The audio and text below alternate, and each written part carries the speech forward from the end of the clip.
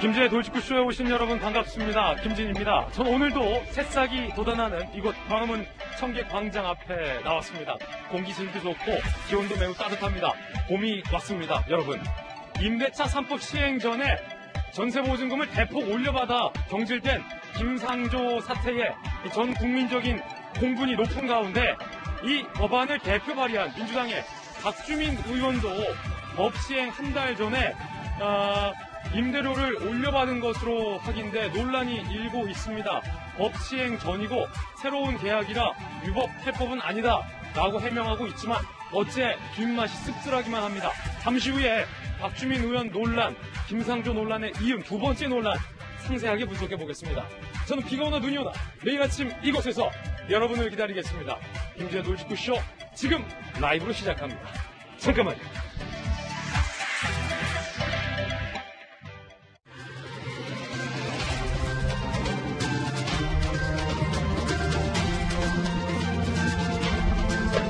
신문 읽어준 남자입니다. 남들은 전세값 못 올리게 해놓고 본인만 올렸다라는 내로남불 논란에 거짓 해명 논란까지 더해져서 청와대 김상조 전 실장이 경질됐습니다. 그런데 오늘은 박주민 의원, 이 법안을 대표 발의한 박주민 의원도 비슷한 논란에 휩싸였습니다. 잠시 후에 상세하게 살펴보겠습니다. 오늘 조간신문 함께 하시죠. 먼저 한국일보입니다. 박영선, 오세훈, 자 이제 선거 종반으로 갈수록 두 후보 점점 치열해지고 있는데 한국일보 기자들이 흥미로운 기사 썼어요. 박 후보는 강북을 10번 찾았다. 소상공인 챙기기. 본인에게 유리하다고 분석되는 지역을 찾아서 지지층을 강화하는 전략. 반면 오 후보는 본인에게 유리하다라는 분석이 나오고 있는 지역 강남은 딱 3번 갔고 조금 더 본인의 지지층 바깥에 산토끼를 잡기 위해서 청년층 구애 작전에 나섰다. 한국일보 흥미로운 분석 잘 봤습니다. 두 후보의 일주일 동선을 분석한 기획기사였습니다. 다음 신문입니다. 이번엔 중앙일보입니다. 2분기 백신 전쟁에서 대한민국이 코너에 몰렸다. 큰일입니다. 세계 각국이 백신이 부족해지자 자국 우선주의, 우리나라 먼저주의에 본격화했다는 겁니다. EU, 인도 수출 제한, 미국은 아예 수출 안 합니다. 우리나라가 1,150만을 목표했지만 실제로는 300만에 그칠 수도 있다. 대다수가 2분기에도 백신 접종 못한다는 얘기입니다. 국가 역량을 총동원해서 적어도 계약한 분량만큼은 지켜내야 한다라는 위기감이 팽배합니다. 다음 신문입니다. 이번엔 한국경제입니다. 내부 정보로 투기한 자들, 공직자들, 구급 공무원은 최대 징역 7년. 그런데 국회의원들은 셀프 징계다. 한국경제는 이해충돌방지법 공무원만 잡는다라고 비판하고 있습니다. 국회에서조차 실효성이 없다라는 비판도 나오고 있습니다. 지금까지 신문 읽어준 남자였습니다. 오늘 아침 함께한 출연진 소개해드리겠습니다. 형사 출신의 박성배 변호사님, 바르다 박선생, 박정화 전 청와대 대변인 나오셨습니다. 역시 청와대 대변인 출신의 민주당 박수현 홍보소통위원장과 청와대 출입기자 출신의 이재명 정치부 선임기자 나왔습니다. 모두 어서 오세요.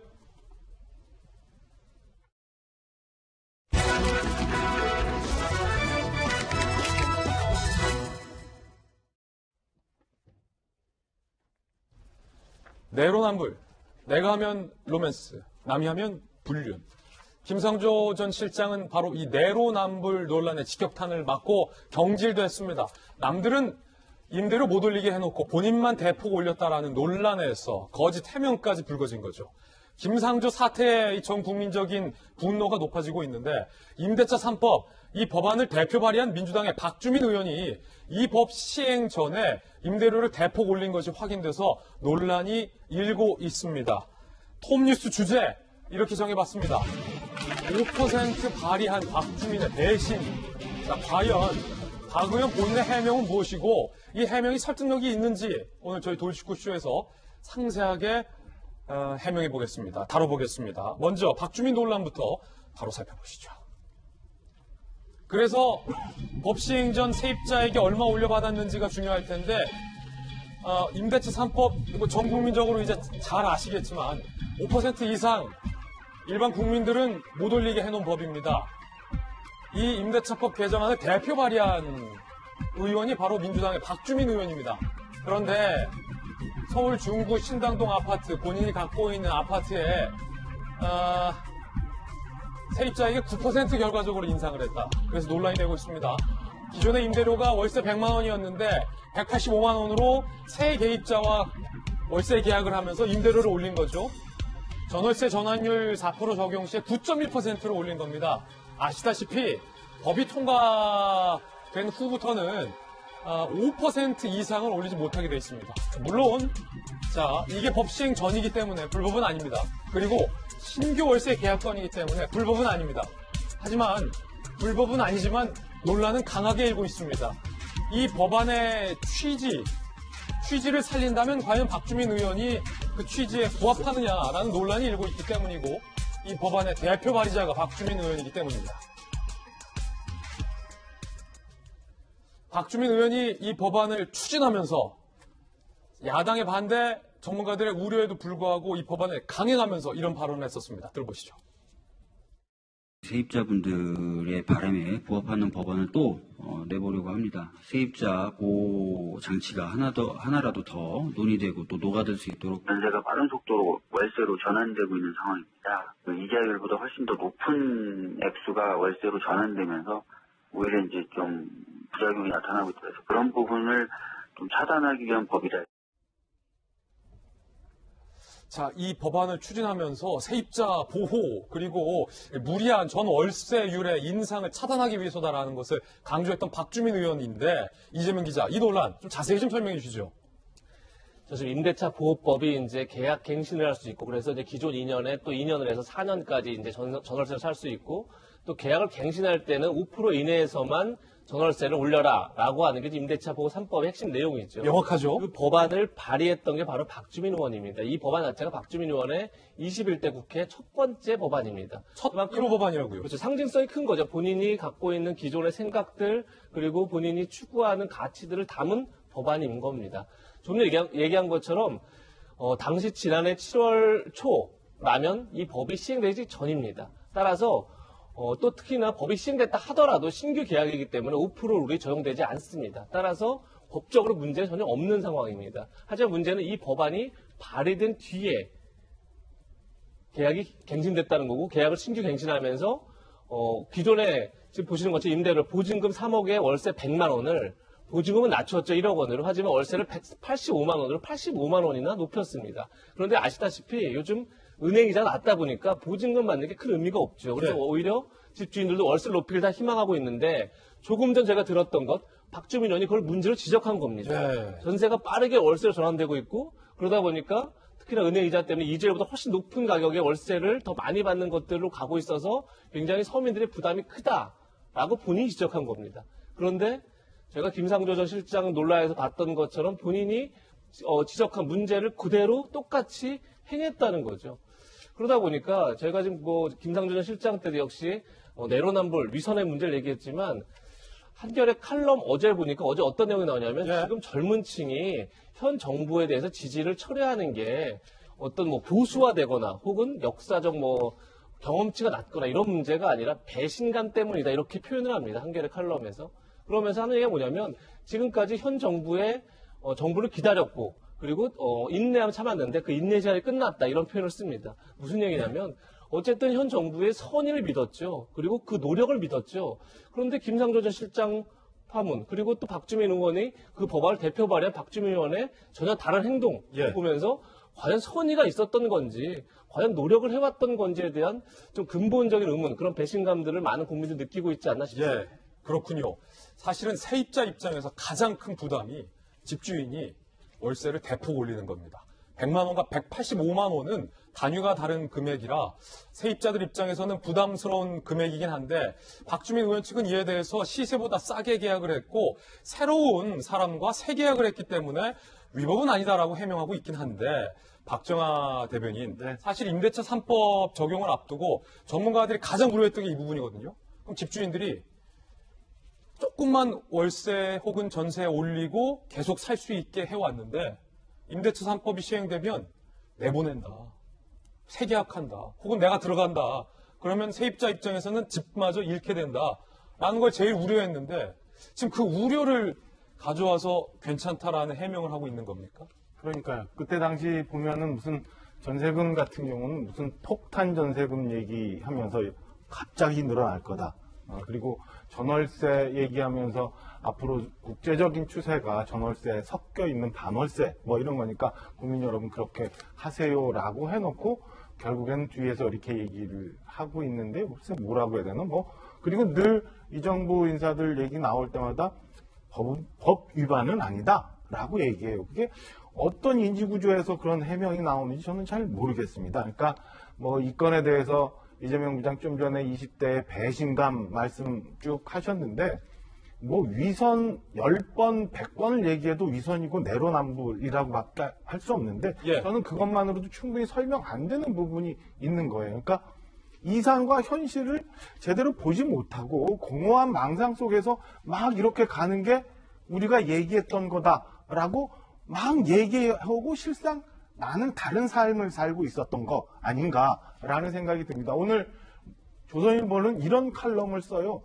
그분들은 혹시 인생 자체가 다 연극 아니었냐. 그냥 그 사람들이 얘기했던 이념이라는 거는 단순히 관객들 속이기 위한 소품이었다라는 얘기를 합니다.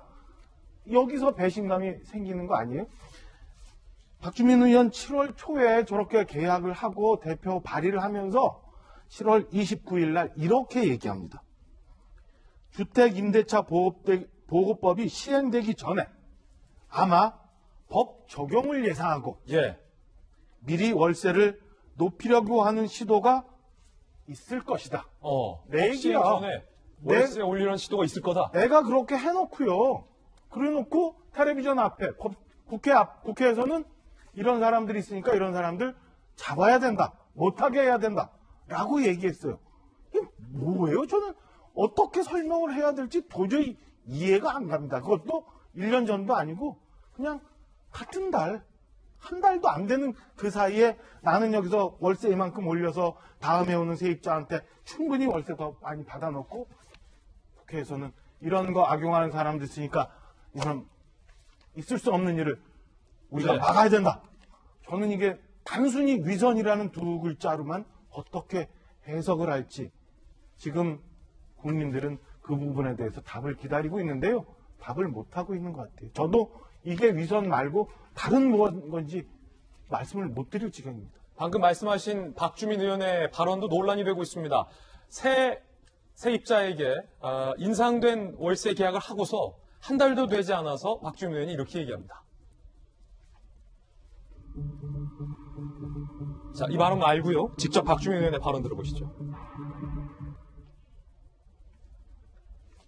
주임법 시행되기 전에 아마 이제 주임법 적용을 예상하고 미리 월세라든지 이런 것들을 이제 높이려고 하는 시도가 있을 것이다라는 한 가지 지적이 있고요. 전세 시장이나 월세 시장이 흔들릴 것이다. 어떤 분들은 이제 이 법이 시행되기 전에 전세나 월세 가격을 많이 올릴 것이다 이렇게 걱정하시는 분들이 계셨어요. 중장기적으로 봤을 때는 부동산 시장을 좀 안정화시키는 데 도움이 될 것이라고 보고 있습니다.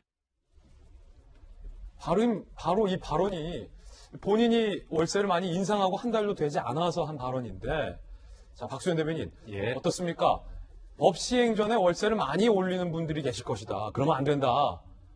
본인에게 해당은 안 되는 발언인가요? 글쎄, 이런, 오늘도 생각을 제가 좀 많이 좀 해봤습니다. 박주민 의원을 이해하려고도 노력해봤고, 박주민 의원은 평소에 제가 굉장히 잘 알고 아끼는 그런 후배인데, 그리고 박주민 의원이 저 앞면에 보면 양복에 여러 가지 그 리본들, 상징문들을 많이 달고 있지 않습니까? 제가 한번 물어본 적이 있어요. 박 의원, 이게 왜 이렇게 많이 달고 있냐? 그러니까 뭐 그 의미를 몰라서 제가 물어본 것이 아니라, 잊지 않기 위해서 달고 있습니다. 그리고 국회의원이 좀 너무 주렁주렁 달고 있는 게 이상하지 않느냐 비판도 많이 받는다고 그래요. 그럼에도 불구하고 그 처음 정치 입문할 때 그 약속을 잊지 않기 위해서 자기는 이걸 달고 있다.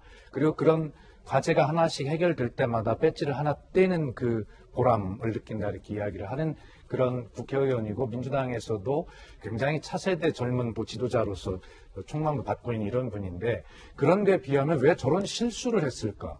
실수라고 할 수 있는 것일까? 뭐 이런 생각이 이제 드는 거잖아요. 예.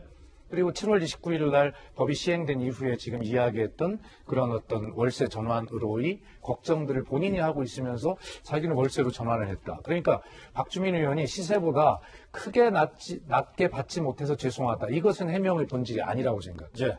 그렇잖아요. 그 전에 왜 월세 전환으로 많이 돼서 서민들이 어려워질 것을 알면서도 그 걱정을 하면서도 그리고 그 주택임대차 보호법 개정안의 부작용이 그런 것임을 알면서도 왜 본인은 월세로 전환을 그렇게 했을까라고 하는 것에 대해서는 해명이 설명이 안 됩니다. 그리고 제가 같은 당에 몸담고 있는 사람으로서 박주민 의원님 앞으로 어떤 말 할지는 모르지만 현재까지는 죄송하다라고 하는 말씀을 또 드릴 수밖에 없습니다. 어쨌든 이런 문제가 다만 하나 이재명 부장님이나 우리 박장희 대변인 말씀하셨지만 또 제 입장에서 저희들 또 다른 구성원들 입장에서 좀 억울한 생각도 드는 건 뭐냐면 이것이 민주당의 위선 또 내로남불이라고 하는 전체의 문제로 일반화되는 것은 또 어떤 측면에서는 또 억울한 측면도 있습니다. 사실 지금까지 제가 이런 변명한 적 없잖아요. 다 인정하고 있지만 그러나 이런 문제들에 대해서 저희 전체의 문제로 받아들이긴 하지만 국민의힘도 예를 들어서 제가 일일이 지적하진 않겠습니다만 그런 것들이 수도 없이 많이 있는데 그런 것들을 일반화해서 위선이다라고 제가 공격을 한다고 하면 또 서로 아픈 이야기예요. 그래서 이 문제는 여야 간에 지금 저희가 회초리를 맞는 중이니까 받겠습니다만 하여튼 박주민 의원 현재로서는 아까 제가 말씀드린 다른 건 이해가 된다 하더라도 아까 월세로 전환하는 그런 문제를 알면서도 본인이 그걸 했다라고 하는 것에 대해서는 이해를 할 수가 없고 송구하다는 말씀을 드릴 수밖에 없습니다. 논란이 되는 부분은 바로 김상조 실장도 그렇고 박주민 의원도 그렇고 임대차 3법을 주도했던 장본인이라는 얘기입니다.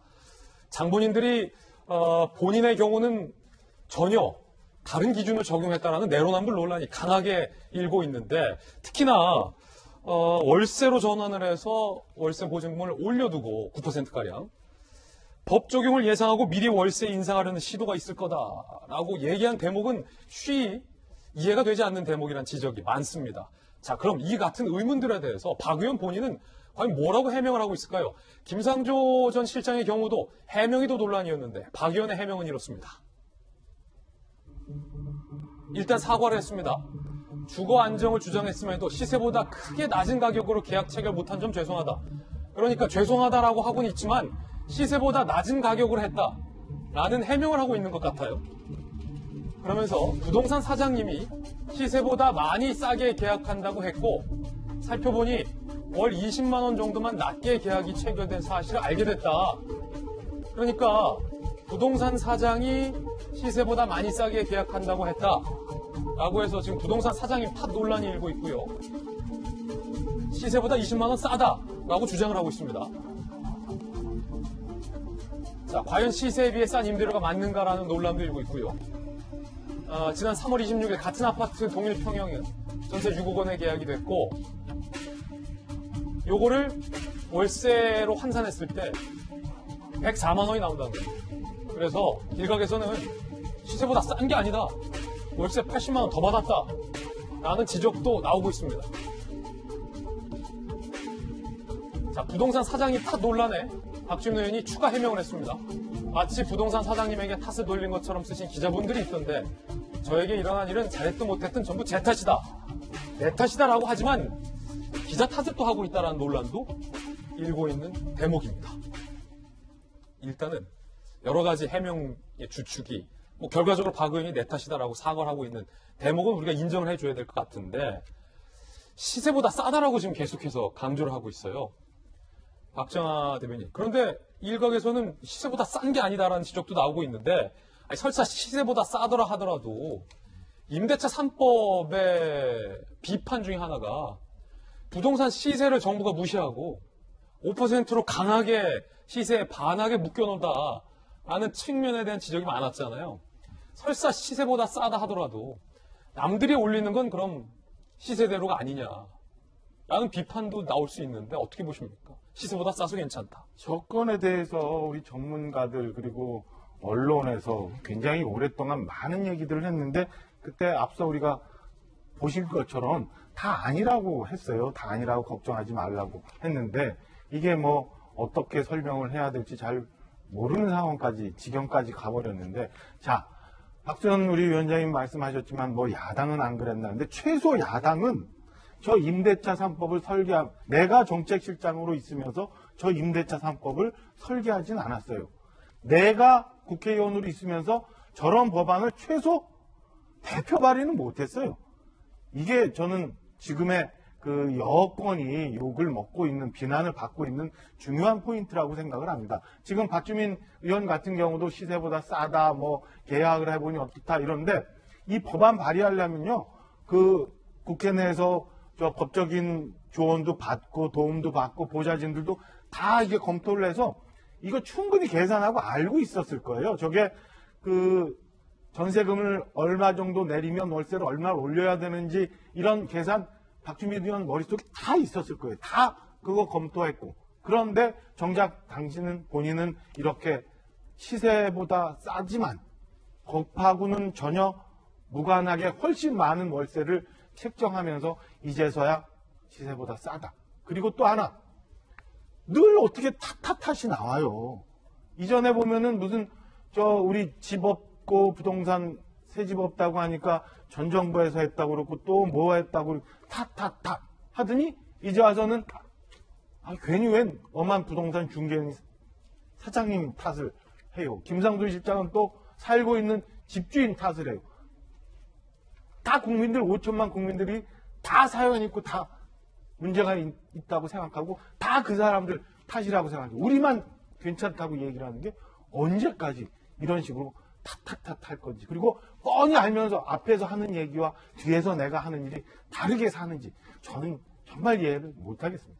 자, 박지원 전 대변인 개인적 견해였는데, 이재명 기자, 자, 이 해명의 설득력 여부도 좀 따져봐야 될 것 같습니다. 객관적으로. 다시 한번 박 의원의 해명 살펴보면서 질문 드리겠습니다.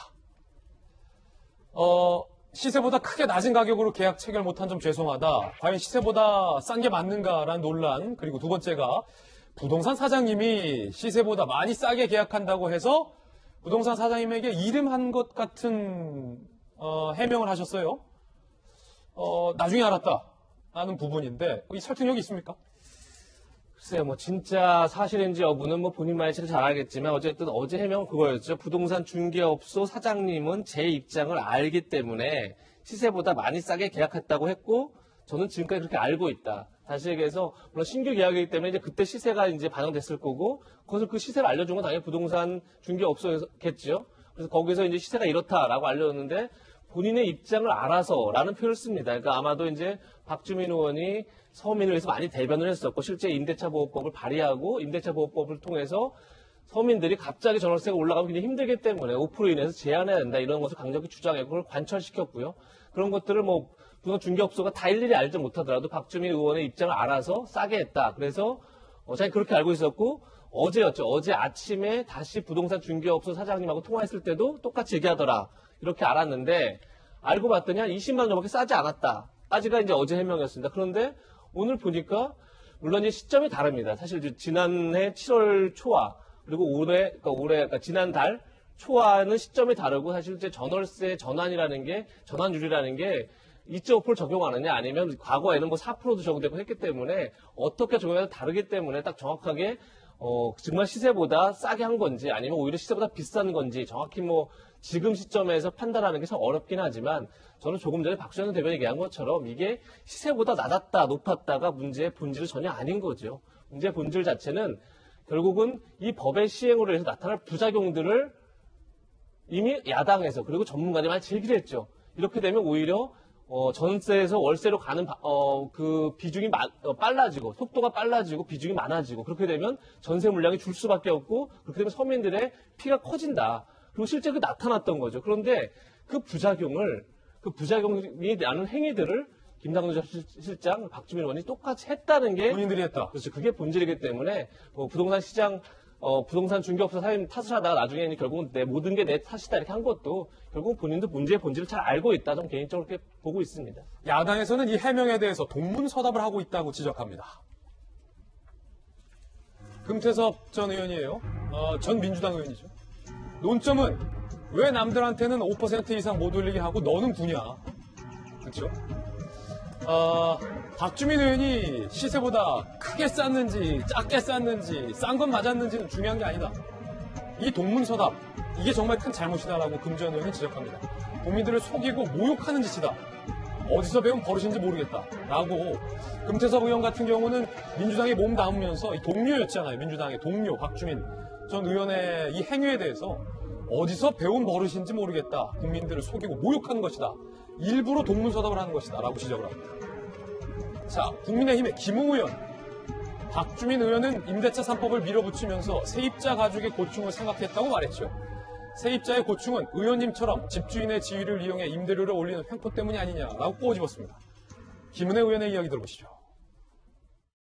민주당의 위선은 감출래야 감출 수가 없는 것입니까? 자신이 국민에게 그은 상한선은 5%, 자신의 세입자에겐 9%입니다.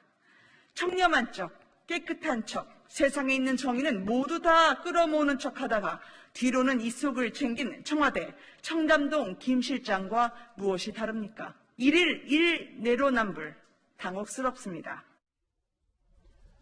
1일 1 내로남불이라며 청담동 김 실장, 김상조 전 실장을 의미하죠. 뭐가 다르냐라고 야당은 꼬집었습니다. 오늘 한 조간신문은 김의겸, 김상조, 박주민 여권의 부동산 논란 3인방의 해명이 모두 다 남 탓이라고 지적합니다. 자, 김의겸 전 청와대 대변인 같은 경우는 흑석동 투기 논란에 아내가 상의 없이 결정했다라고 아내 탓을 했다라는 논란. 김상조 전 실장 같은 경우는 현재 사는 집주인이 인상을 요구했기 때문이다라고 집주인 탓을 했고, 박주민 의원은 부동산 사장님이 시세보다 많이 싸다고 해서 그런 줄 알았다. 부동산 사장님 탓을 했다라는 논란에 휩싸였습니다. 박성배 변호사님, 아내 탓, 집주인 탓, 부동산 사장님 탓. 물론 뭐 박주민 의원 같은 경우는 부동산 사장님 탓을 했다라고 기자들이 써서 다시 추가 해명을 하는데 내 잘못이다라고 해명을 하긴 했습니다만, 자, 그 추가 해명에 대해서도 이제는 기자 탓을 한다는 논란도 있고 있는데, 어떻게 봅니까? 남 탓 맞습니까? 셋 다? 일부는 남 탓으로 보이기도 하고요. 일부는 그 발언이 와전된 것으로 보이기도 합니다. 이 박주민 의원의 경우에는 임대차 3법을 대표 발의한 장본인이다 보니 그 논란이 더욱 거세지는 것으로 보이는데, 애초에 임대차 3법이 다소 급하게 시행되는 과정에서 가장 우려했던 부분은 임대인이 신규 세입자를 들이는 과정에서 대폭 임대료를 올리면 어떻게 하느냐는 것이었습니다. 실제로 임대차 3법은 2년 플러스 2년, 4년을 거주할 수 있고 갱신 과정에서 5%까지만 임대료를 올릴 수가 있는데, 이 상황을 모면하기 위해서 4년 이후에 임대인이 새로운 임차인과 계약을 체결하면서 대폭 임대료를 상승하는 상황은 막지 못한다는 것이죠. 그럼에도 불구하고 이 법안을 대표 발의한 박주민 의원 본인이 법 시행 직전에 신규 세입자와 9%에 이르는 임대료 상황, 즉 임대료를 올려서 계약을 체결하게 된 것입니다. 비판을 면하기가 어렵겠죠. 그렇지만 월세를 올리는 것 자체를 법적으로 비난을 할 수는 없겠습니다만, 나가게 되는 세입자 그리고 새로 임대차 계약을 체결하고 그 직후에 임대차 3법이 시행되는 모습을 본 신규 세입자가 어떻게 생각했을까 싶은 생각이 듭니다. 예. 자, 박수현 전 대변인. 남 탓 논란이 세 분이 딱 언급됐어요. 아내 탓, 집주인 탓, 부동산 사장님 탓 논란.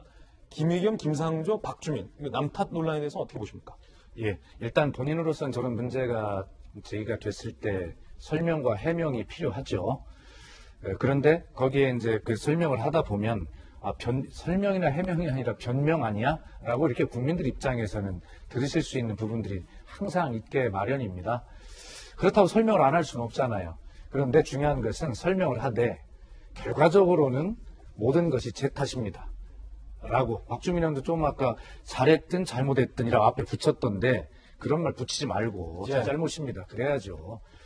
설명을 하되 결론은 제 잘못입니다. 라고 정말 정확하게 인정하는 거. 그렇게 해서 국민들께 뭐 과정에 좀 문제는 있었지만 저 잘못됐다고 반성하고 있구나. 라고 그렇게 국민들께 진심이 전해지도록 하는 것이 정치인의 언어라고 저는 생각을 합니다. 그래서 정치인의 언어는 어떤 사정을 설명하는 것보다는 그런 것을 다 빼고 억울해도 제 잘못입니다. 라고 하는 것. 그리고 나중에 국민들께서는 자기 입으로 설명하지 않아도 그런 걸 또 다 알아주실 때가 온다라고 하는 것을 뭐 그렇게 길지는 않지만 제 정치 인생 중에서 제가 느꼈던 교훈입니다. 예, 남 탓하지 마라 라는 박수현 대변인의 돌직구 발언. 자, 한편 김상조 전 실장 고발도 했는데 특수본이 수사에 나설 방침입니다. 이 대목인데, 자, 박성일 변호사님 상세히 설명 좀 해주시죠. 어떤 부분을 수사하게 된다는 겁니까? 특수본이? 시민단체가 김상조 전 청와대 정책실장의 경우에 업무상 비밀을 이용해 전세금을 상향했다고 주장하면서 고발을 하게 된 것입니다. 특수본이 부동산 투기 수사를 진행하고 있는데 내부적으로 서울경찰청의 내용을 검토한 뒤에 배당할 예정이라고 합니다. 고발이 이루어질 경우에는 수사기관의 인지와 달리 자동적으로 수사를 개시해야 하는 상황입니다. 이 사건의 쟁점은 업무상 취득한 내부 정보 인지입니다. 임대차 3법 당정청 논의 과정에 김상조 전 정책실장이 개입했다면 업무상 취득했다고 볼 여지는 충분하지만 법률 시행 과정에서 공식적으로 논의되는 내용이, 즉 이 법률이 도입될 것인지 도입된다면 그 구체적인 내용이 무엇인지가 비밀에 해당하는지 여부는 좀 더 따져봐야 하지 않을까 싶은 생각이 듭니다. 현재 예상으로는 형사처벌로 이어질 가능성은 상당히 낮아 보입니다만 이러한 고발이 제기된 것 자체는 국민들의 상당한 분노감과 박탈감이 반영되었다고 보시면 될 것 같고 단순히 고발장이 접수되었다고 각하할 사안만은 아닌 것으로 보입니다. 적어도 김상조 실장이 조사를 받아야 할 상황으로 예상됩니다. 예, 그런가 하면 오늘 동아일보가 창간 100일 기념하여 여론조사를 실시했는데 현 문재인 정부의 부동산 정책, 과연 국민들은 여론조사를 통해서 얼마만큼의 점수를 줬을까요? 함께 보시죠. 부정이 70.7, 긍정이 9.0, 부동산 정책은 완전한 낙제점. 이거를 이재명 기자 100점 만점으로 환산하면 20점대가 나온다고요.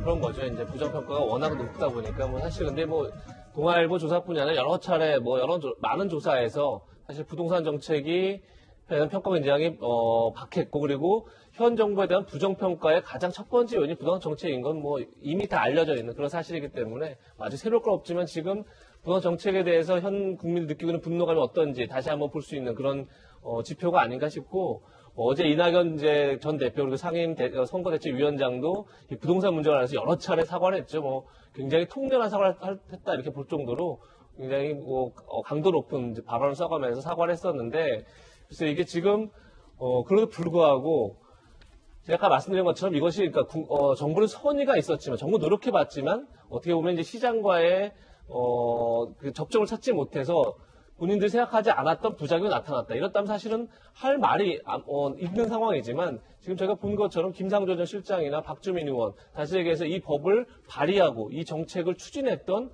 어떤 당정청의 톱들, 그러니까 그 당정청에 그걸 이끌었던 사람들이 모두 다 이 법의 부작용을 이미 알고 있었고 본인들이 그것을 똑같이 행했다라는 상황이라면 사실 이거는 어떤 통렬한 반성으로 해결할 수 있는 문제를 넘어서는 게 아닌가 그런 생각이 들어서 그야말로 부동산 정책을 전면에서 다시 재검토하는 그런 시점에 와 있지 않나 싶습니다. 예, 20점대면 통상 낙제점 수준이라고 평가할 수 있겠습니다. 앞서 한 패널이 박주민 의원이 이걸 다 알고 있을 것이다 라는 발언을 했지만 박 의원 본인은 잘 몰랐다라고 해명하고 있기 때문에 이 부분도 같이 설명을 해드리겠습니다.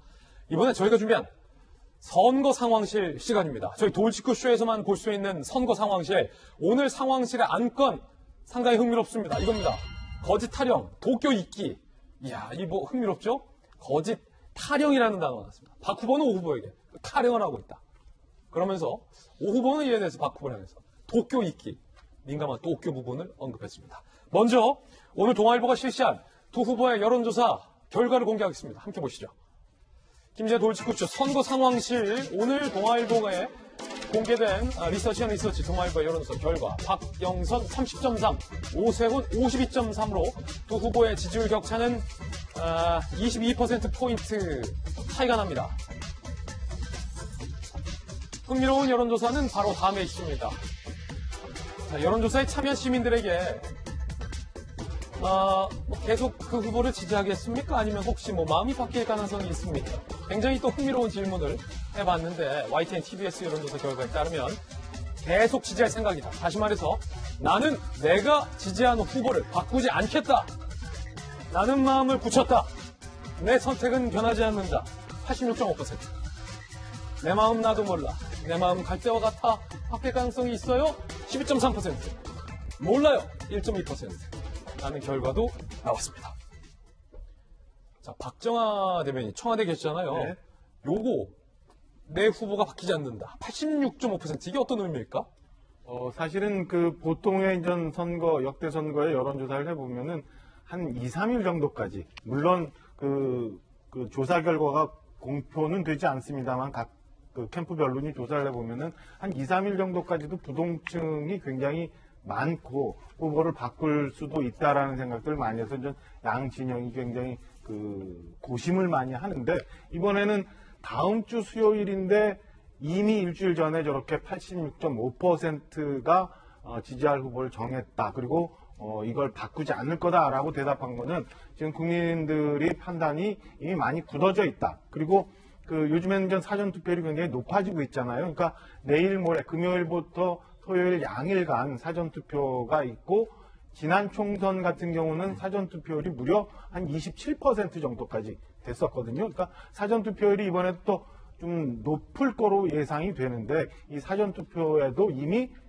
정한 표심들이 많이 투표에 참여할 거다. 이런 것들을 해석해 볼 수 있다고 보여집니다. 그리고 앞서 저희가 동아일보 여론조사 봤습니다만 요즘은 뭐 다른 여론조사랑 추세는 크게 다르지 않아요. 근데 그 안에 보면은 이 중도층, 소위 본인들이 중도층이라고 하는 사람, 그 다음에 무당층이라고 하는 사람들의 그 표심이 중도층은 56.8%, 그 다음에 26.0% 차로 오세훈 후보한테 훨씬 많은 지금 표심을 보이고 있고, 그 다음에 무당층도 상당한 차이로 오세훈 후보 쪽에 여론 응답을 하는 거 보면은 이 추세가 당분간 지속이 되고 사전 투표율도 굉장히 높으면서 과거 보궐선거와는 다른 양상을 좀 보이지 않을까 이렇게 예상을 좀 해봅니다. 박정아 전 대변인의 해석이었습니다. 자, 두 후보가 5후보의 내곡동 땅을 두고 선거 종반부까지 치열한 공방을 벌이고 있습니다. 첫 번째 키워드는 바로 내곡동. 앞서서 내곡동에 어떻게 다 그 MB맨들이 모여있냐라는 공세를 제기한 박 후보. 이번엔 이렇게 얘기했습니다. 들어보시죠. 첫째는 그 측량 현장에 갔었느냐 안 갔었느냐 내가 이 질문을 해야 하지 않았습니까? 그때의 얼굴 표정을 보면은요 이분이 갔었구나 이런 어떤 확신이 오는 그런 순간이 있었고요. 안 갔다 해놓고 바로 기억 앞에서 겸손해 대비를 남겨놓기 위한 그런 거였고. 측량 현장에 오 후보가 있었느냐 없었느냐가 사실 지금 공방입니다. 오 후보 측에서는 강하게 내가 가지 않았다라고 법적 책임을 지겠느냐라고 역공세를 하고 있는 상황에서 KBS에서는 오 후보가 맞다라는 증언들까지 보도해서 박 후보는 이에 대해서 확실히 오 후보가 있는 걸 알았다. 이유, 그 사람 표정을 보니 알겠다라고 대답을 해서 논란이 되고 있는데 이재명 기자, 박 후보가 사실은 기자 출신, 앵커 출신이라서 굉장히 감이 좋은데 아무리 감이 좋아도 상대 후보 표정 보고 저 사람이 그 측량에 갔다라고 단정할 수 있는 겁니까? 그걸 본인이 마음속으로 느낄 수 있어도 측량의 그러니까 해명 중에서 가장 해명이 거짓이라는 걸 어떻게 알았냐 그랬더니 첫 번째 증거로 표정을 보니 알겠더라. 이건 사실 국민들이 볼 때 설득력은 좀 없는 얘기겠죠. 예. 말씀하신 것처럼 본인이 기자 출신이기도 하고 사선 국회의원의 원내대표의 벤처기업부 장관까지 지낸 굉장히 어떻게 보면 우리나라 내로나는 굉장히 지도자 중에 한 명인데 어떤 근거를 가지고 문제 제기를 하고 또 근거를 가지고 그 해명이 잘못됐다라고 얘기를 할 수는 있지만 그것이 그냥 표정 보니까 알겠더라라고 얘기하는 것 자체는 좀 문제가 있다 생각되고 그게 잘못하면 지금 여러 가지 의혹제가 있었는데 사실 이제 그 30일 날 토론회에서도 오세훈 후보의 내곡동 땅과 거기 옆에 바로 이명박 전 대통령의 땅이 있었고 뭐 이상득 전 국회 부의장의 땅이 있었고 이렇게 주장했지만 사실 어제도 이제 김연아 비대위원 얘기했지만 시점이 전혀 다른 거죠. 이명박 전 대통령의 땅을 샀던 건 2012년도 구입하려고 이제 알아봤던 2012년도고 사실 오세훈 후보의 땅은 그 훨씬 전에 뭐 1970년도에 이제 매입을 해서 사실은 이제 2006년, 2008년 이때 다 어떻게 보면 이제 그 보금자리 주택으로 이제 지정이 됐던 그런 현황이기 때문에 사실 시점이 너무 다른데 그것을 그냥 위치도를 가지고 주장한 것 자체가 굉장히 근거 없는 거 아니냐 이런 논란이 휩싸였는데 거기에 대고 좀 해명도 그러니까 해명이 거짓이라고 믿었던 첫 번째 근거도 표정 보니 알겠더라 이렇게 되면 본인의 의혹 제기 자체가 굉장히 느낌적인 그런 의혹 제기 아니냐 이렇게 이제 오히려 반론을 할 수 있기 때문에 오히려 그 신뢰성을 떨어뜨릴 수 있다 본인의 의혹 제기가 그래서 그런 점에서 보다 분명한 의혹 제기 그리고 보다 분명한 어떤 해명에 대한 공격이 있어야 되지 않을까 싶습니다. 한편 오 후보가 이 내곡동과 관련해서 해명에 확신이 안 선 듯하는 표현도 논란이 되고 있죠. 오 후보도 이 부분에 대해서 언급했습니다. 착각이라기보다도 그렇게 지적을 하시니까 내가 좀 반성을 하게 되는데요. 존재조차 몰랐다라는 표현이 빌미가 된 것 같습니다. 정확한 표현은 제 의식 속에 없었다. 이렇게 표현했으면 참 좋았을 뻔했다는 생각이 지금 듭니다. 상대방은 그걸 자꾸 거짓말했다. 말 바꿨다. 이렇게 얘기하는데 존재조차도 의식 못했다는 말을 존재도 몰랐다고 표현한 게 그렇게 큰 죄가 되나요? 박수현 대변인, 기면 기다 아니면 아니다. 사실은 이렇게 명쾌한 답변을 아마 많은 분들도 기대할 텐데 아니다라고 하면서도 기억 앞엔 겸손하겠다라는 것들이 박 후보 입장에서는 계속해서 공격하게 하거든요. 어떻게 보십니까?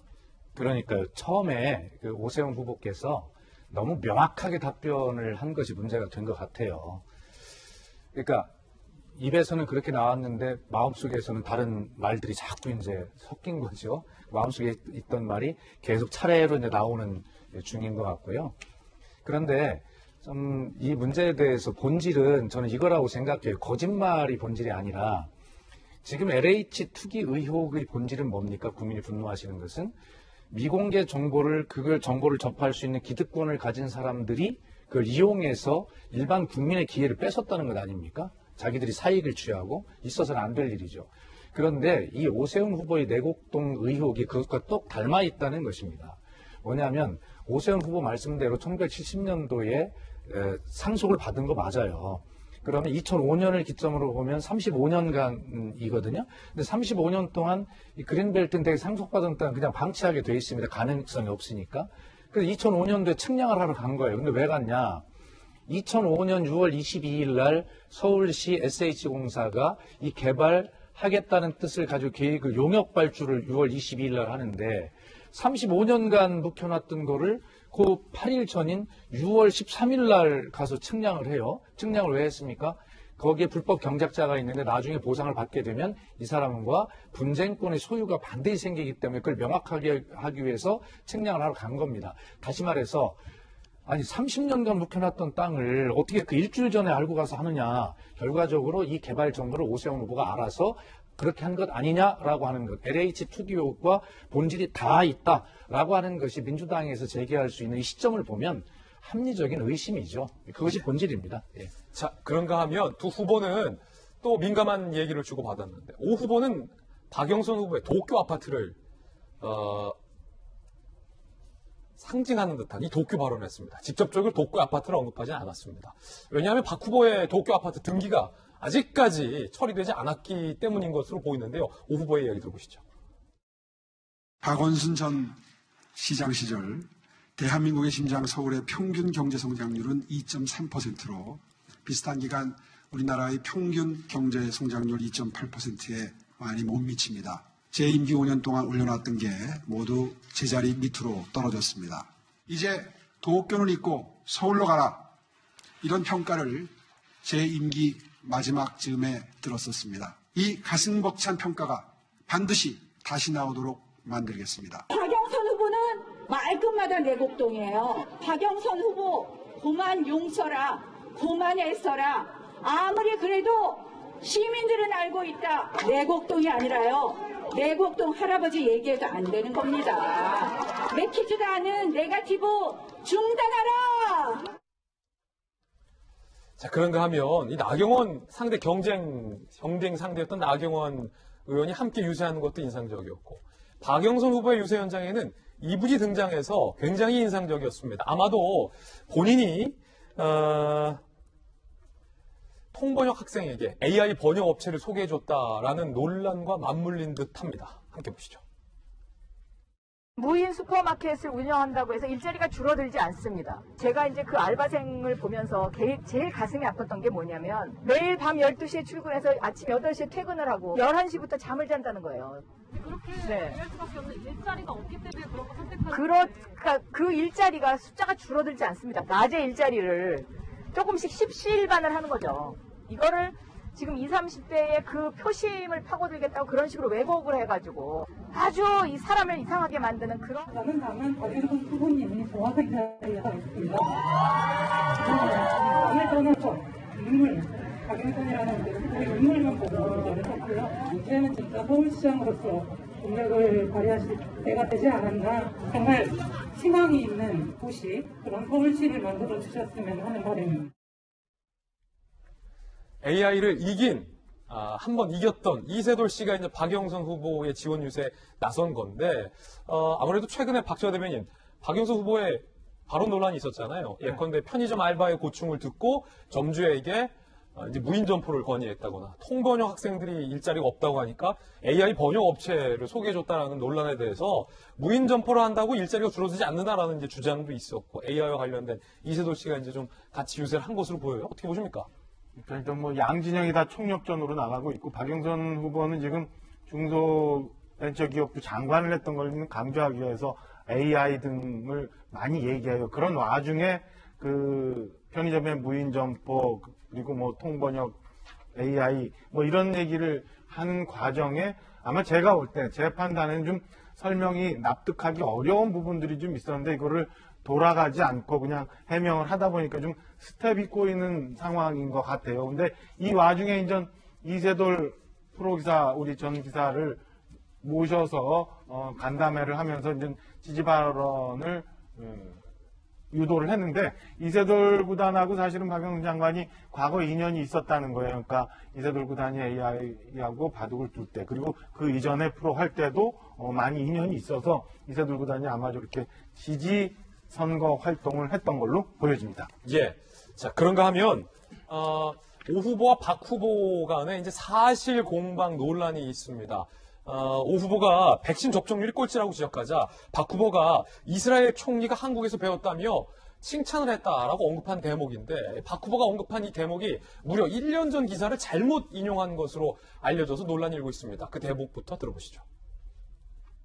이 정부의 무능 때문에 백신 확보가 매우 늦어졌지요. 현재 대한민국 백신 접종률은 1.6%. OECD 가입 국가 중에서는 명백하게 37개국 중에서 꼴찌입니다. 걱정입니다. 오늘 일본 언론이 이스라엘 총리한테 질문합니다. 이스라엘이 가장 먼저 백신 면역, 집단 면역을 할 수 있는 비결이 뭐냐라고 질문했더니 이스라엘 총리가 한국에서 배웠다. 이렇게 답변했습니다. 오늘 일본 언론을 통해서 이스라엘 총리가 한국에 배웠다라고 답변했던 박영선 후보의 저 말, 과연 사실일까요? 네타냐후 이스라엘 총리가 한국에서 배웠다라고 한 것은 오늘 3월 30일 저 당시가 아니라 1년 전 2020년 3월 30일 발언이었습니다. 1년 전 기사를 잘못 인용한 겁니다. 그것도 백신이 아니라 코로나19 검사와 관련해서 한국에서 배웠다라고 언급한 부분을 답변을 해서 논란이 일고 있습니다. 박영선 후보 캠프 측에서도 후보가 날짜만 보고 연도를 못 봤다. 혼선을 빚어서 죄송하다라고 해명을 했습니다. 이재명 기자, 이거 일종의 해프닝이겠죠? 일종의 해프닝이긴 한데 사실 좀 상황 판단, 현실에 대한 상황 판단에 굉장히 큰 오류를 범한 게 아닌가 싶습니다. 누가 보더라도 저기 1년 전에 네타냐후 총리가 이스라엘 총리가 한 걸 배웠다고 얘기했던 것은 저희 K-방역의 핵심이었죠. 어쨌든 조기에 진단을 하고 조기에 빠른 추적을 통해서 격리 치료를 하는, 그러면서 K-방역을 통해서 어쨌든 확산을 막아내는 그런 모습에서 어쨌든 네타냐후 총리도 한국의 K-방역을 높게 평가했던 거죠. 근데 지금 백신 접종률에서는 조금 전에 오세훈 후보도 얘기했지만 1.6%로 굉장히 세계적으로도 굉장히 낮은 수치고, 그러다 보니까 특히나 또 이제 백신이 들어오는 속도도 굉장히 늦고, 그래서 외신에서조차 한국 경제가 굉장히 앞으로 어려워지는 것 아니냐 이렇게 외신조차 우려하고 있는 그런 상황입니다. 그런 상황에서 백신의 문제를 제기했는데 네타냐후가 지금 이스라엘 같은 건 거꾸로죠, 완전히. 그래서 백신이 지금 접종률이 세계 1위입니다. 오늘 아침에 기사를 봤더니 54%가, 국민의 54%가 이미 2차 접종을 끝냈습니다. 그래서 곧 마스크를 벗고 일상을 회복하는 그런 시점이 될 것이라고 얘기하고 있는데, 이스라엘 총리가 한국을 보면서 백신과 관련해서 한국에서 배웠다고 얘기한다는 것 자체가 있을 수가 없는 얘기죠. 현재 상황을 안다면. 그런 점에서 현실을 좀 제대로 인식하지 못하고 있다는, 단순히 기사를 잘못 본 게 아니라 누가 보다 이상하지 않습니까? 그래서 그런 어떤 현실 인식 능력에 대한 문제를 노출한 게 아닌가 이런 생각이 듭니다. 예. 그런가 하면 오세훈 후보도 발언에 오류가 있었다는 논란이 제기됐습니다. 바로 이 발언입니다. 세빛 둥둥섬 지금도 적자를 내고 있습니다. 그런데 오세훈 후보는 이것은 민간이 투자한 것이다 이렇게 이야기하고 있습니다. SH공사가 세빛 둥둥섬 지분을 얼마나 가지고 있죠? 30% 갖고 네, 있습니다. 그런데 그게 민간 투자입니까? 나머지 70%는 전부 민간 투자 사업이고요. 적자나는 사업에 왜 투자를 했겠습니까? 세비스 둥둥섬은 분명히 민간 투자 사업임을 다시 한번 분명히 하고요. 서울시의 재정이 투입되지 않은 사업입니다. 자, 이재명 기자, 요 발언도 사실과 다르다고요?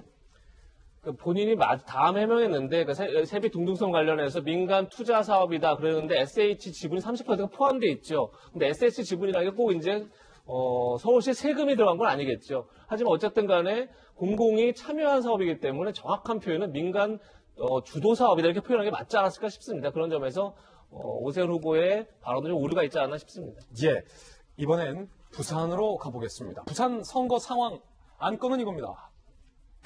소주 한 잔, 보수 통합. 김영춘 후보는 소주 한 잔, 박형준 후보는 보수 통합을 외쳤습니다. 두 후보의 이야기 직접 들어보시죠.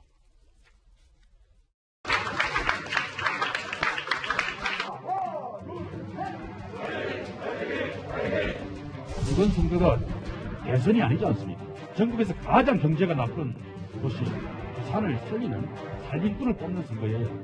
한 가지라고 걸리면 부산시장 그만둬야 돼요. 이 양반 1년 동안 살았다가 제가 지난주간에 지난주간에 문재인 대통령 쏠장까지 했습니다. 아무래도 부산이 고향이시고 또 퇴임 후에는 또 부산 가까이 내려와 양산에서 사시기로 되어 있기 때문에 부산 시민에 대한 사랑 이게 큽니다. 박형준 후보 응원하러 왔습니다. 집권 여당이 얼마나 오만하고 독선적이고 일방통행하는지 보셨을 겁니다. 이번에 바뀌어야겠죠? 누가 바꿀 수 있습니까? 박형준이 바꿀 수 있습니까? 박형준! 위선 정권을 이번에 국민들이 또 한 번 용납을 하시면 이들은 정말 자신들의 잘못을 반성할 기회를 잃는 겁니다. 이번에야말로 우리 부산 시민들이 또 서울 시민들이 이 척하는 이 위선과 오만의 정권에 반드시 민심의 회초리를 들어주셔야 되는 겁니다. 이번엔 저희 선거 상황실에서만 볼 수 있는 오늘의 변수입니다. 제목은 핫투 함께 보시죠. 핫투 일합시다. TBS의 일합시다 캠페인. 여기에 박영선 후보의 현수막 합니다 1. 자, 요게 핫 1이고요. 핫 2는 윤석열. 자, 핫 1부터 함께 보시죠. 먼저 이것과 관련해서 국민의힘의 허은하 의원이 문제를 삼았습니다.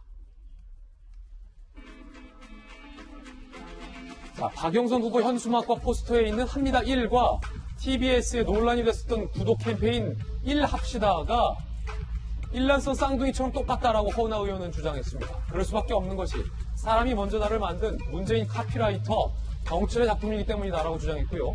정철은 TBS 카피를 만들면서 1,900여만 원을 받았다. 이것은 서울 시민의 세금으로 박영선의 카피를 만든 것이나 마찬가지다라고 문제 제기했습니다. 자, 오늘 뉴스는 선관위가 일합시다와 합니다 1 모두 다 문제없다라고 판단했다라는 겁니다. 박영선의 일합니다 캠페인, TBS의 캠페인과 유사하다는 논란. 선관위는 기존 광고나 캠페인 등에 나타난 카피와 유사하더라도 선거법 위반으로 보기 어렵다. 정철 씨의 정치적 성향 개입 여부 질의에 대해서 행위를 하는 주체의 의사가 아니라 외부에 표시된 행위를 대상으로 객관적으로 판단해야 된다. 다시 말해서 저걸 만든 사람이 누구냐는 전혀 중요하지 않다. 라고 선관위가 판단을 했다라는 겁니다. 국민의힘 의원들이 선관위를 항의 방문했습니다. 들어보시죠. 중앙선관위나 서울시 선관위가 하는 그 결정에 대해서 도저히 이해를 할 수가 없습니다. 우리 위원회는 엄정 중립과 공정 관리를 최우선 가치로 한다는 말씀을 드립니다. 이거는 자기 변명에 지나지 않습니다. 내가 결정했으니까 다 옳다. 지금 문재인 정부가 하는 거랑 똑같아요, 지금. 이거 사과해 주십시오. 오죽하면은 국민의힘 의원들이 왔겠습니까? 나는 성평등에 투표한다. 나는 페미니즘에 투표한다. 인권 탄압에 해당될 것 같아요. 국민들의 법과 규정하고 안 맞는 걸 저희도 절실히 느끼고 있습니다. 그런데도 왜 강행하시는 거예요? 아니 저희는 현행 법이 있으니까 거기에 맞춰서 운영할 수밖에 없는. 선관위 현행 법에 따라 판단했다라고 했지만 이 법 쪽에서도 논란이 되고 있는 최근의 판단들인데, 자 먼저 야당의 박정하 전 대변인께 물어보겠습니다. 네. 야당이시니까 상당히 좀 불만을 많이 제기하고 계신 것 같은데, TBS의 1합시다, 박영수 후보의 합니다 1, 이게 거의 똑같다라고 보시는 거죠, 야당에선? 아까 저희도 봤지만 거의 똑같잖아요. 그러니까 TBS의 일합시다를 보면은 박영순 후보의 일입니다, 일을 합니다 라고 뭐 누군들 보면은 다르지 않다고 생각을 하겠어요. 그게 당연히 국민들한테 보시는 국민들한테는 연상을 할 수 있는 연상 자격이 있는데, 이거를 뭐 이거는 문제 없다라고 선관위가 얘기하고, 좀 전에 저희가 그 야당 의원들 항의하러 갔을 때 봤던 것처럼 뭐 이번 선거의 성격이나 아니면 이번 선거 왜 합니까? 라는 것마저도 선거법이 위반된다고 얘기를 하는데, 뭐 선관위가 법대로 한다고 합니다만은, 저도 선거를 좀 한번 치러봤습니다만 이게 완전 고무줄이에요. 여기서부터 저기, 이 스펙트럼이 너무 넓어서 과연 이게 효용성이 있는 건가? 그리고 최근에 이 넓은 스펙트럼을 가지고 너무 친여당적으로 해석을 하고 있는 거 아닌가라는 야당의 비판은 저는 뭐 당연하다고 생각을 합니다. 박수현 대변인, 이 논란이 되고 있는 건 선관위 어떤 편향성 논란인 것 같은데, 합니다 1과 1 합시다가 문제가 없다면 이번 보궐선거를 왜 하느냐라는 시민단체의 현수막을 왜 막았는지에 대해서도 지금 논란이 일고 있는 것 같은데, 자, 지금 여당에서는 전혀 편향성이 없다라고 보시는 겁니까? 글쎄요, 뭐 그 문제를 여당, 야당이든 누가 이 문제에 관해서 이야기를 할 수 있는지는 모르겠어요. 그런데 제가 이제 중앙당의 홍보소통위원장이지 않습니까? 저희 당의 이름으로 거는 모든 현수막을 제 관할입니다. 아, 그렇습니까? 그렇습니다. 그렇기 때문에 선관위가 늘 이 현수막이 어떠냐라고 검토를 늘 받고 가서 점검을 받습니다. 예. 그런데 거기에서 저희가 낸 안을, 선관위 기준이 뭔지 저희를 알으니까요. 법이 어떻고 알으니까 거기에 맞춰서 해 가도 기각이 되는 게 거의 다예요. 아, 그래요? 예. 그래서 기각된 거 많다? 너무 많죠. 사실 이번에도 야당은 그런 불만을 얘기합니다만, 봄이 오면 사전투표라고 하는 현수막을 저희가 걸겠다고 했더니 그것이 안 된다는 거예요. 그래서 왜 안 되냐 그랬더니 봄이 오면이 민주당을 연상시킨다는 거예요. 그래서 하도 고마워서 항의를 안 했습니다. 아, 선관위마저도 민주당은 봄이구나 이렇게 생각해 주는 게 고마워서. 농담 같지만, 근데 선관위를 저는 믿어야 한다고 생각합니다. 예를 들어서 저 중앙당이 만드는 현수막에 대해서도 막 기각을 하고, 이번에도 똑같이 사전투표 홍보에 있어서 봄이 오면 사전투표가 왜 민주당이 연상되는지 저는 이해할 수 없지만 승복했습니다. 그렇기 때문에 편향적이다라고 하는 야당의 주장은 말씀하실 수는 있어도 선관위가 그렇게 하진 않을 거다. 네. 그리고 지금 국민의힘도 집권 다니셨을 때 선관위 압력 넣어서 그렇게 하라고 한 적 없을 거 아닙니까? 서로 믿어야 된다 생각합니다. 박영수 후보의 합니다 1과 TBS의 1 합시다가 유사하거나 동일한 게 아니다라는 말씀이신 거죠? 무슨 관계가 있는지 모르겠어요. 알겠습니다. 네. 자, 그런가 하면 방금 말씀하셨던 민주당의 사전투표 현수막도 봄이 겹쳐서 요것도 이제 선관위가 안 된다라고 판단을 했습니다. 대한민국 다시 봄. 요게 이제 외벽에 걸려있는 포스터고, 봄이 오면 사전투표해. 나는 요 사전투표 동료 현수막에 대해서 안 된다라고 선관위가 판단한 겁니다. 박수현 대변인도 이게 왜 안 되는지 모르겠다라고 했는데, 선관위 이유 들어보죠. 봄이라는 단어가 민주당이 떠오른다. 선거법에 따라 제한한다. 정당 후보 슬로건, 단어, 문구, 투표 동료의 사용을 금지했다. 민주당은 해당 현수막을 교체한 바 있습니다. 하투 윤석열 전 총장입니다.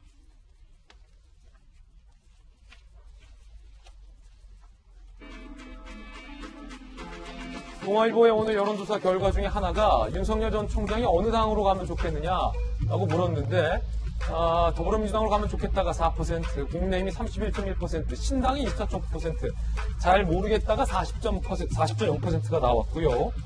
현직 검사가 윤석열 전 총장의 정치 행보에 쓴소리를 한 대목도 있습니다.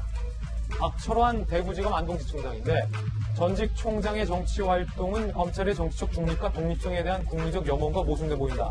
남은 선택에서 검찰의 정치적 중립과 독립성을 늘리는 방향이 무엇인가를 최우선적으로 고려해 주실 것으로 믿는다라고 쓴소리를 한 대목도 나왔습니다. 이재명 기자, 현직 검사가 윤 총장에 대해서 쓴소리도 나왔군요.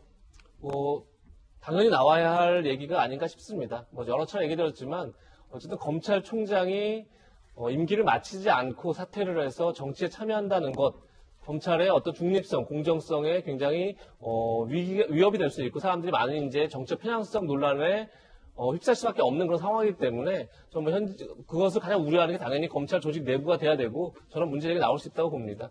결국은 윤석열 전 총장이 진짜 정치를 대권 선언할지 아직은 알 수 없지만 선언할 때 저 문제에 대해서 그러니까 저 중립성과 공정성 위반이라는 논란에 대해서 얼마만큼 국민들을 설득시키고 이해시키고 할 수 있느냐가 결국은 본인이 정치적으로 굉장히 이렇게 순항할 수 있는 첫 길이 아닌가 싶습니다. 예. 이번엔 저희가 준비한 다음 순서입니다. 오늘 핫한 소식들 모아봤습니다. 함께 보시죠. 마포구가 결국 김어준 씨에 대해서 과태료 부과하지 않기로 결정했는데 살펴보니까 서울 25개 자치구 중에서 법률 자문을 받은 건 마포구의 김어준 케이스만 유일하다라고 알려져 이 뒷말을 낳고 있습니다. 두 번째 악플은 한인 4명이 숨졌는데 주미대사와 총영사가 장례식에 불참해서 논란이 되고 있습니다. 자, 마포구가 김어준 씨 케이스를 두고 법률 자문을 받았습니다. 이거 세금까지 들였다는 논란이 일고 있는데 서울시가 이건 과태료 부과 대상이 맞다라고 판단했는데도 굳이 마포구가 법률 자문을 통해서 과태료를 부과하지 않기로 해서 논란이 되고 있는데 뒷이야기가 이렇습니다. 지난해 12월부터 3개월간 서울 25개 자치구에서 방역수칙 위반 인원 2,053명이 신고됐는데 법률 자문을 받은 게 마포구의 이 김어준 일행 신고건이 유일하다. 마포구를 제외하고 24개 자치구에서 법률 자문 없이 과태료를 부과하거나 계도 조치에 들어갔다. 결국 마포구는 김어준 씨 일행에 과태료를 부과하지 않기로 결정을 한 겁니다. 박선배 변호사님. 서울시가 마포보다 상위 기관의 서울시가 이건 과태료 부과 대상이 맞다라고 했는데도 법률 자문을 받고 과태료 부과하지 않았고 25개 자치구에서 이 건이 유일했다는 겁니다. 김어준 씨 건이 마포구에. 네. 이건 마포구가 김어준 씨에게 과태료를 부과하지 않기 위해서 세금을 쓰면서 법률 자문을 받은 것입니까? 일단 마포구가 같은 기간에 5인 이상 사적 모임 금지 조치로 신고된 189명 가운데 김어준 씨 1원 그리고 신원이 확인되지 않은 4건을 제외하고는 법률 자문 없이 과태료를 부과했습니다.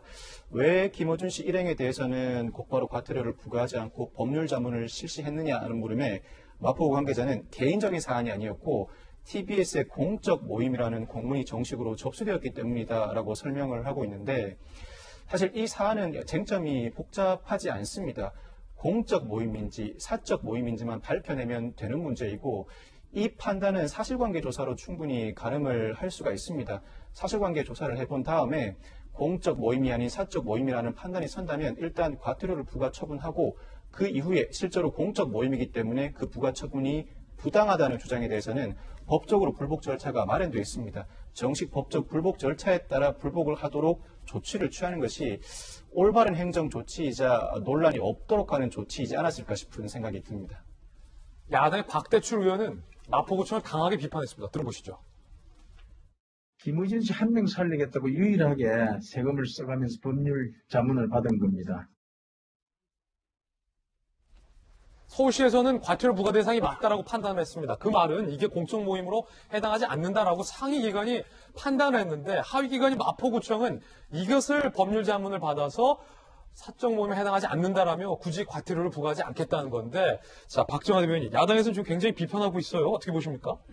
글쎄요 지금 박동민 변호사님 말씀 주신 것처럼 이게 전체 마포구에서 일어난 한 200여 개 가까운 건 중에 유일하게 그 다음에 서울시 전체적으로 일어난 2천여 건 중에 유일하게 법률 자문을 요구하는 거거든요. 이게 글쎄요, 김어준 씨가 우리나라 국민 중에 어떤 분이길래 이렇게 특권적인 그 혜택을 받게 되는지 마포구의 판단, 서울시의 판단을 저는 납득할 수가 없습니다. 단순히 코로나 방역수칙 위반한 거 말고 지금 방송 가지고도 굉장히 논란이 많고, 마치 김어준 씨가 전체 TBS인 양, 그리고 TBS가 김어준 씨를 야당이 밖에서 고충을 받는 것처럼 이렇게 몰아가는 것 자체가 저는 김어준 씨에 대한 특혜성 지금 이 법률 판단 유보, 그리고 이에 대한 그 특혜 혜택이라고밖에 해석을 할 수 없는 대목입니다.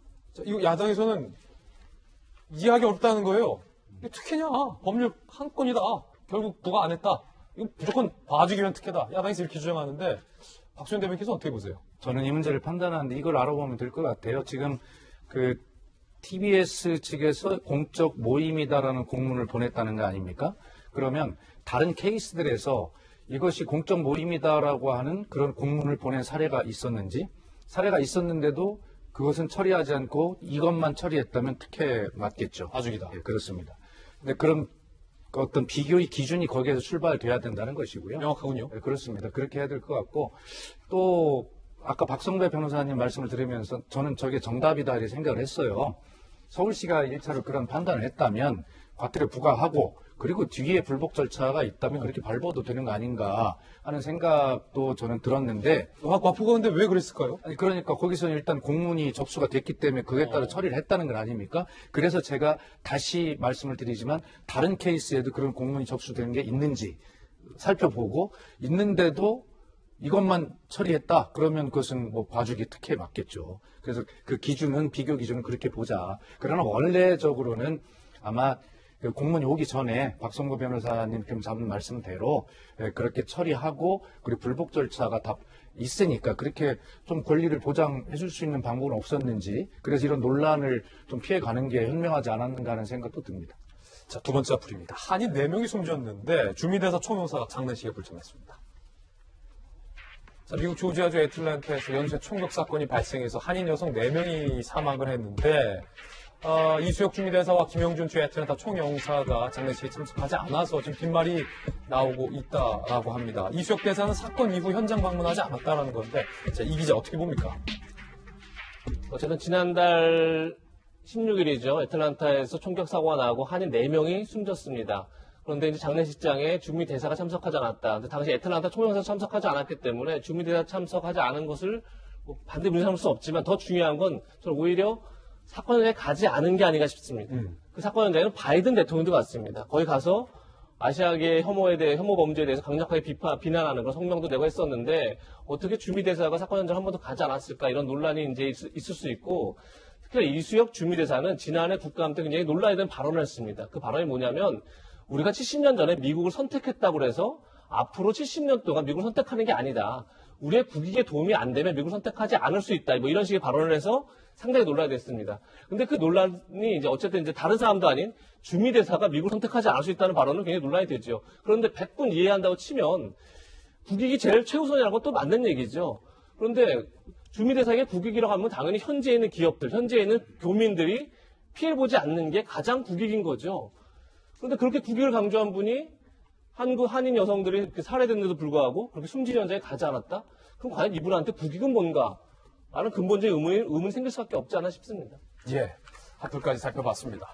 이번엔 저희가 사판함 시간인데, 도대체 이 국미 3세 여화 사건의 실체는 뭘까요? 진실은 뭘까요? 오늘 방송을 위해서 특별히 형사 출신의 박성배 변호사에게 사실 수일 전부터 특별 취재까지 좀 부탁했습니다. 사건을 파헤치는 남자, 지금부터 시작합니다.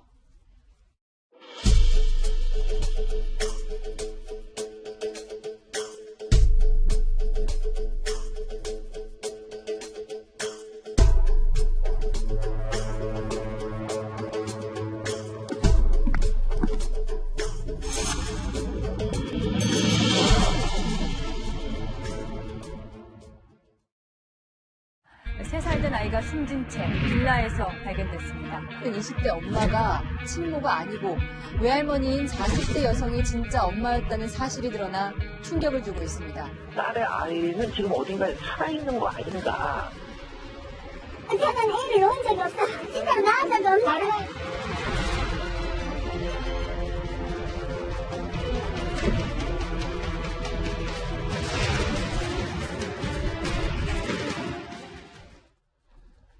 구미 3세 사건의 미스테리, 3가지 미궁을 오늘 저희가 정리해봤습니다. 미궁 중심으로 풀어보겠습니다. 첫 번째 미궁은 바로 이겁니다. DNA의 오류의 가능성은 없을까? 많은 분들 궁금해하실 겁니다. 함께 보시죠. 자, 경찰에 이어서 검찰도 DNA 결과를 의뢰했습니다. 검찰도 아마 생각해본 거죠. 야, 혹시 이거 경찰 DNA 결과가 잘못된 거 아니야? 대검의 과학수사부에 의뢰를 했는데 DNA 검사 결과 경찰에 이어서 대검마저 DNA 검사 결과 성모 씨가 친모다. 할머니가 아니라 친엄마다. 라고 결과가 나왔다라고 합니다. 박선배 변호사님, 경찰에 이어 대검도 DNA 검사 결과가 이 성모 씨가 친모가 맞다라는 결과입니까?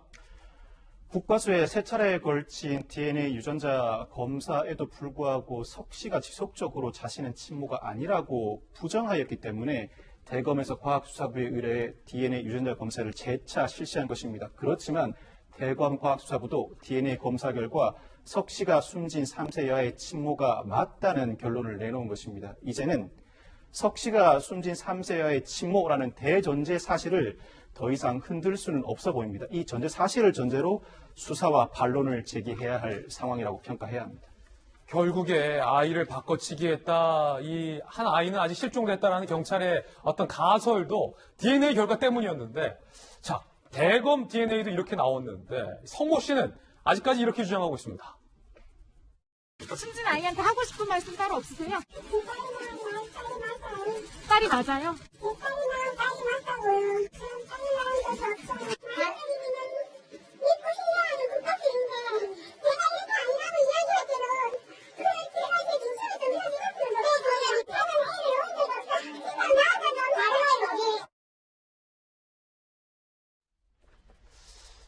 친모는 이렇게 주장하고 있는 건데, 자, 박사현 변호사님, 보시면요.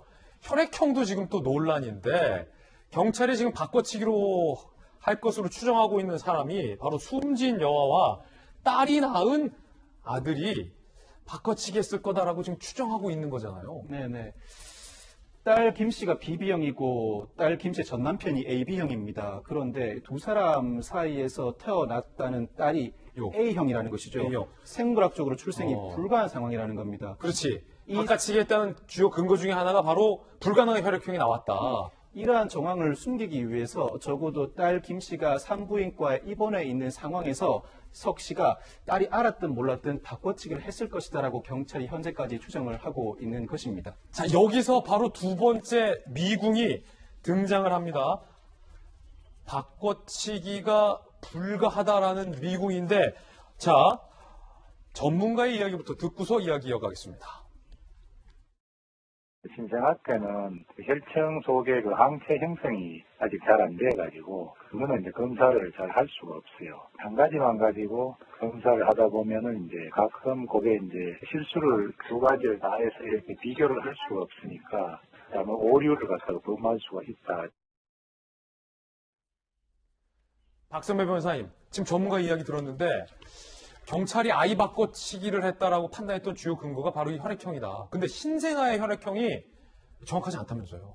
신생아의 혈액형이 정확하지 않을 수 있다는 것입니다. 혈액형 검사 방법은 이 적혈구 항원을 토대로 검사하는 방식과 혈청 혈액을 토대로 검사하는 방식이 있는데 두 검사 방식이 일치해야 100% 정확하다고 평가할 수 있다는 겁니다. 그렇지만 신생아의 경우에는 혈청 혈액형 검사, 즉 혈청 형성 자체가 더디다 보니 그 검사 결과가 그 정확도가 상당히 떨어져 정확히 신생아가 A형이었다고 확언할 수 없다는 전문가의 지적이 나오는 겁니다. 저는 그 전문가 지적에 동의하는 게 제가 아이 둘을 출산해봤잖아요. 박 변호사님도 아이 둘 출산했잖아요.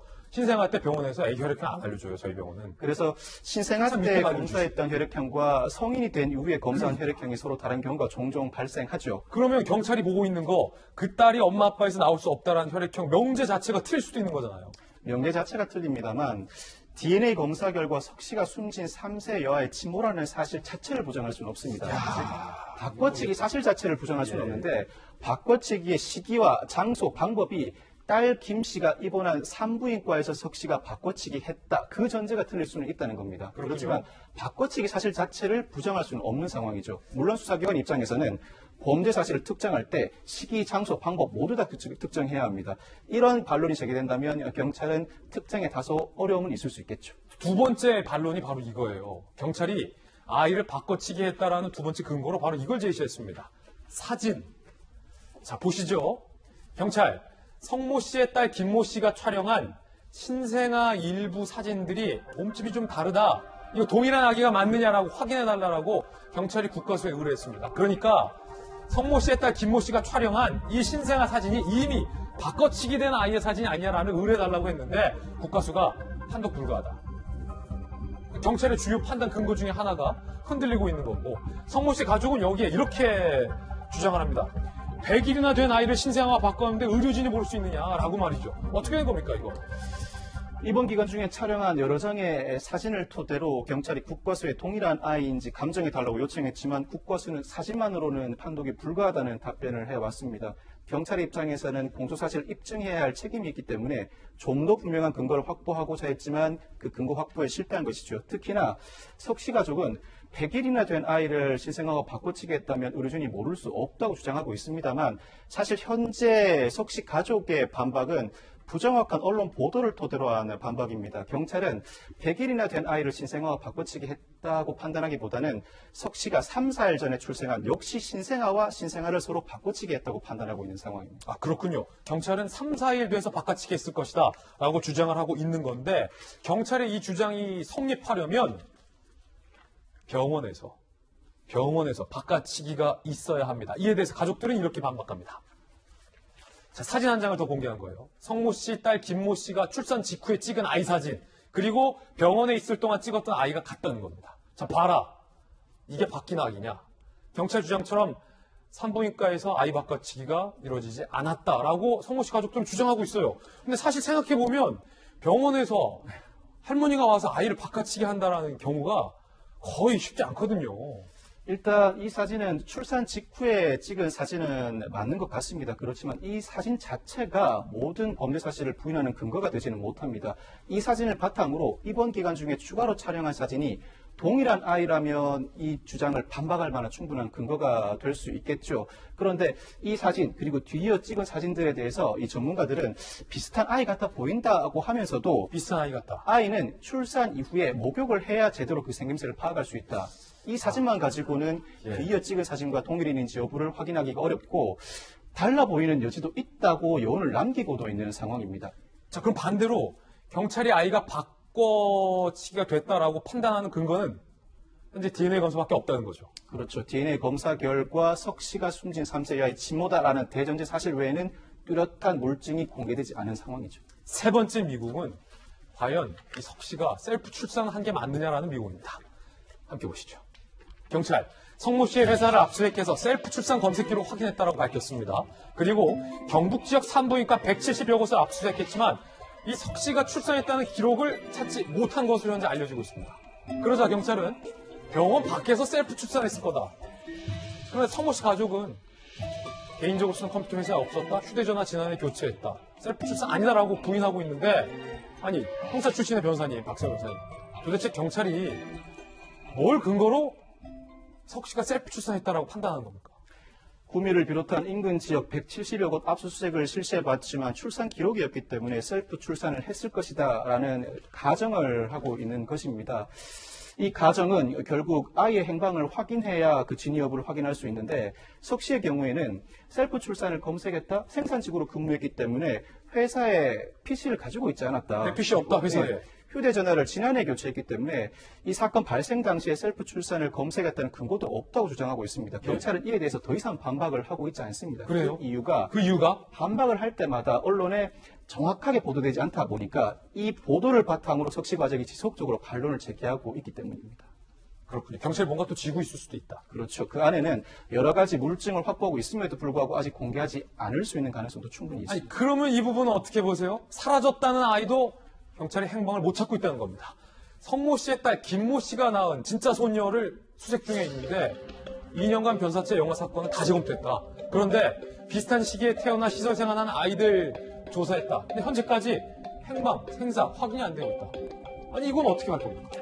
이 사건 석 씨는 미성년자 약취 혐의로 구속영장이 발부됐습니다. 그리고 오는 4월 5일 구속기간이 만료되면서 기소를 해야 하는데 기소가 되고 나면 경찰이든 검사든 석 씨를 피의자로 불러 조사하지 못합니다. 기소 이후에는 재판부를 중심으로 검사와 피고인이 대등 당사자이기 때문이거든요. 그렇지만 숨겨진 아이의 행방과 공범의 여부에 대해서는 참고인 조사를 계속해서 이어나갈 수가 있습니다. 그렇군요. 이른바 시신 없는 살인과 유사한 구조다 보니까 시신 없는 살인 사건처럼 여타 살인 사건에서 혹시 피해자가 존재하고 있는지 여부를 집중적으로 파헤치고 있는 것입니다. 경찰은 계속해서 이 사망한 아이의 친모가 할머니 석 씨다라고 주장하고 있는데 석 씨가 누구와 이 아이를 낳았는지도 경찰은 특정하지 못하고 있는 거죠. 그렇죠. 숨겨진 아이의 행방을 밝혀내야 진부를 밝혀낼 수가 있을 뿐만 아니라 무엇보다도 석 씨 스스로가 입을 다물고 있기 때문에 더 이상 진상을 밝히고 있지 못하는 것이거든요. 경찰은 상당히 유의미한 자료를 제시함으로써 내가 더 이상 부인하더라도 나중에 유죄로 드러날 수밖에 없고 더 높은 형량을 받을 수밖에 없다는 판단에 이르도록 만들어내야 합니다. 그게 이제 경찰의 의무다. 그렇죠. 결국 이 세 가지 미궁을 경찰은 아직까지 공개적으로 밝히지 못하고 있는 상황인 것 같습니다. 저희들은 60초 광고 보고 돌아오겠습니다. 오늘 저희가 준비한 소식 모두 다 전해드렸습니다. 저희들은 내일 아침 9시 15분에 더욱더 풍성한 소식 들고 인사드리겠습니다. 오늘 하루는 분명 어제보다 나을 겁니다. 좋은 하루 되십시오. 고맙습니다.